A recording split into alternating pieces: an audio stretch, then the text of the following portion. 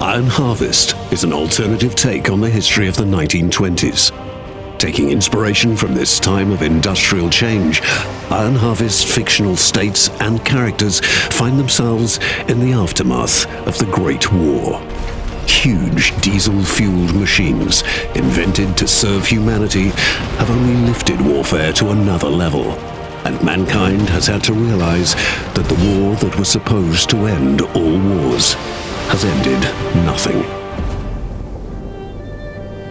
Polania is an agricultural state, far from being a military superpower.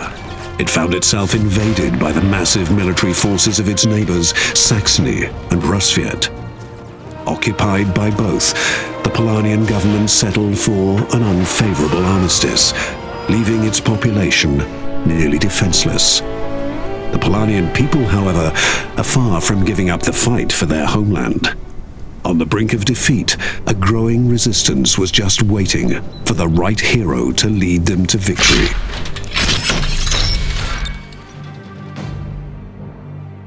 The Polanian rebels are split into several resistance cells and are fighting an unconventional war against the heavily armed forces occupying their homelands.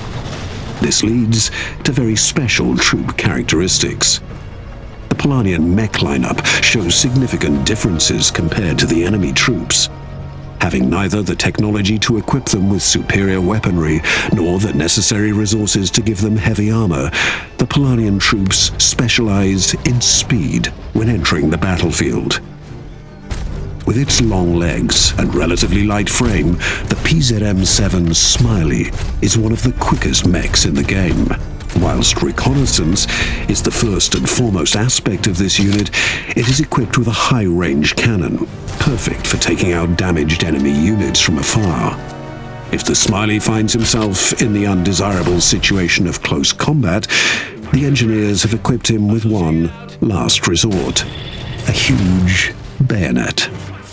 By putting himself at high risk, the Smiley is capable of inflicting heavy damage with a high-speed ram attack.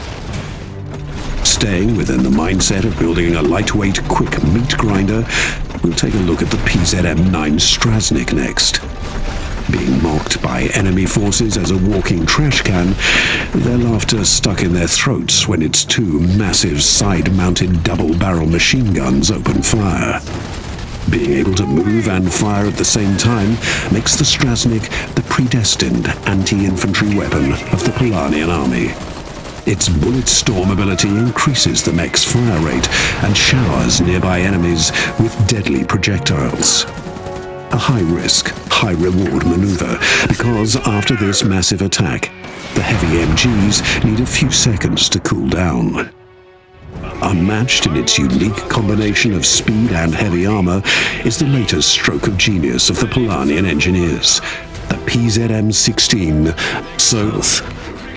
This troop carrier does not sacrifice speed to vulnerability and is as fast moving backwards as it is forwards. The infantry it is carrying makes it a powerhouse against enemy infantry or armored units.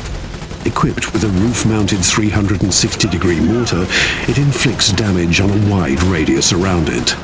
Even more so when it switches to stationary mode and boosts its defenses and combat strength.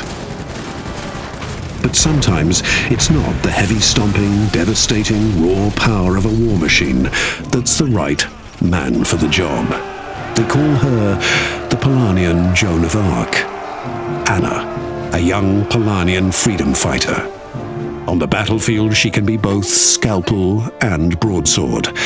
With her long-range sniper rifle, she can take out enemy infantry units one by one, or as a group, using piercing ammo. If the enemy soldiers get too close, her pet bear Wojtek will rip them apart. The situation is bad, and is about to get even worse for the Polanian people. The Polanian resistance is fighting a more and more hopeless fight. Their only hope is peace, but there are hidden powers trying to refuel the conflict and reignite the war.